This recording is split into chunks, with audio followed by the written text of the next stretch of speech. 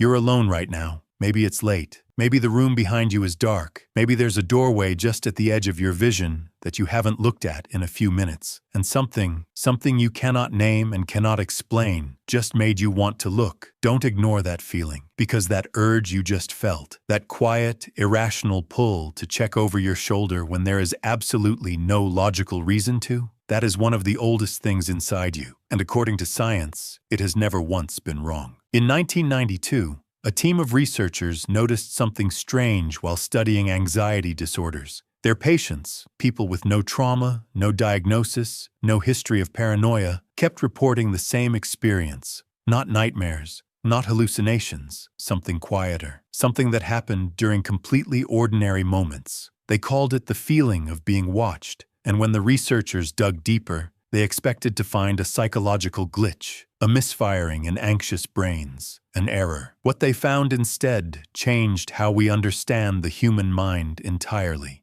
It wasn't a glitch, it was a feature. Here's what we know about your brain. Hidden inside it is a structure called the posterior superior temporal sulcus, a small ancient region responsible for one specific task: detecting the presence of other minds, not sounds, not movement, not danger in the traditional sense. Minds. Your brain has a dedicated biological system for sensing when something with awareness is paying attention to you. It fires before you hear anything, before you see anything, sometimes before there is anything. And for decades, scientists assumed this system was a social tool, something that helped us read facial expressions, build relationships, understand each other. But then something strange happened. Researchers started testing this system in isolation. They blindfolded subjects, removed all sensory input, and asked one simple question: do you feel like someone is watching you? The results were disturbing. In a significant number of cases, when an observer silently entered the room and stared at the back of a blindfolded subject's head, without touching them, without making a sound, without doing anything at all, the subject knew. Not every time, not perfectly, but statistically, undeniably, people could sense a watching presence in complete sensory silence. This is where everything changed, because if it's not sound, and it's not sight, and it's not logic, then what exactly is it? Some anthropologists believe the answer is written in blood, specifically, the blood of everyone who came before you. Think about what the world looked like 200,000 years ago. You are small, you are slow. The darkness is not empty, and the things that live inside it have been hunting your species since before your species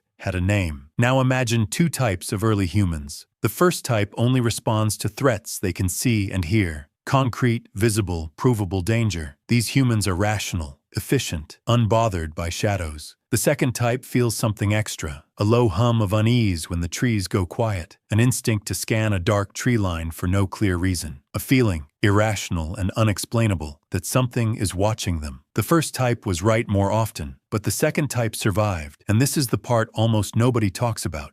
We are not the children of the most rational humans. We are the children of the most paranoid ones, the ones who checked twice, who looked over their shoulder when nothing was there, who felt watched even in safety. Every single person alive today is the descendant of humans who trusted this feeling enough to act on it, because the ones who didn't were removed from the gene pool quietly, in the dark, long before they could pass anything on. That feeling in your chest right now? That's not anxiety, that's inheritance. But here's where it gets genuinely unsettling, because this system, this ancient, beautiful, life-saving biological alarm, was built for a world that no longer exists. It was calibrated for predators, for darkness, for a world where being watched almost always meant being hunted. It was not built for 2025. It was not built for social media, where millions of eyes move across your face in silence. It was not built for open-plan offices, where you feel observed every waking hour. It was not built for a world where you carry a camera in your pocket that watches you back, where algorithms study your behavior with more patience and precision than any predator ever could. The system is still running. The threats have simply changed shape, and your ancient brain, the one that kept your ancestors alive in the dark, cannot tell the difference between a leopard watching from a tree and 300 strangers watching your face on a screen. It fires the same signal. It releases the same chemicals. It creates the same low, persistent dread, which means every human being alive today is walking around with a survival alarm that never fully turns off. In a world that is more watched, more monitored, more observed than any environment this system was ever designed to handle. And we wonder why we're exhausted. There's a thought that keeps surfacing the longer you sit with this. We spend enormous energy trying to stop feeling watched. Privacy settings, digital detoxes, time alone, the desperate relief of closing a door and being unseen for a moment. But maybe the real question isn't how to stop feeling watched. Maybe the question is, what does it mean that we built a civilization that made an ancient survival instinct into a permanent condition of daily life? What does it mean that the feeling your ancestors felt crouching in the dark waiting for a predator to pass, that exact feeling produced by that exact system, is now just called Tuesday? We haven't evolved past this. We've scaled it. Tonight, at some point, you will feel it again, in a quiet room, at the edge of sleep, when the house settles and the light from your screen goes dark. You'll feel like something is watching, and the rational part of your brain will tell you it's nothing. Evolutionary noise, an ancient alarm with no modern predator to justify it. But pause before you dismiss it completely, because that feeling is the voice of every ancestor you have ever had, every human who stood in the dark before you, every frightened, brilliant, paranoid survivor who looked over their shoulder just in time. They left you something, not wealth, not wisdom, not words, just this, a quiet, persistent signal that kept the species alive long enough to ask the question, is something watching me? The unsettling answer has always been the same. Something always has been.